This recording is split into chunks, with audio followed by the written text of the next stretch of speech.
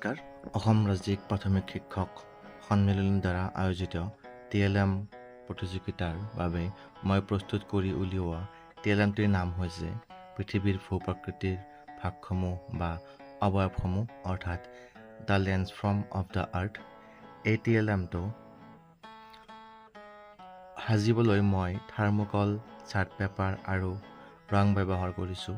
খৰচ প্ৰায় 80 টকামান হৈছে। এই TLMটো বিষয়ভিত্তিক। তৃতীয় শ্ৰেণীৰ পৰা পঞ্চম শ্ৰেণীলৈ পৰিৱেশ বিষয়টোত এই TLMটো প্ৰযোজ্য হ'ব।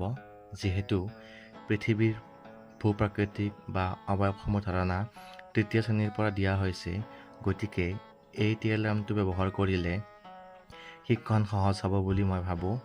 ইয়াত পৃথিৱীৰ লেণ্ডফৰ্মবোৰ যেনে হ্ৰদ, সমভূমি, নদী, মৰুভূমি, মালভূমি, পাহাৰ, সাগৰ, দ্বীপ, পৰ্বত, জ্বালামুখী আদিৰ ধাৰণাসমূহ স্পষ্টকৈ 3D আকৃতিত সজোৱা হৈছে।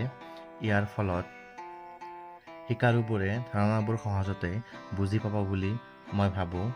এই সকলোবোৰ আকৃতি কোনো মাপনি অনুসৰি অংকন কৰা বা সজোৱা হোৱা নাই। শিকাৰুক মাথো ধাৰণাটো দিবলৈ অংকন কৰা বা সজোৱা হৈছে।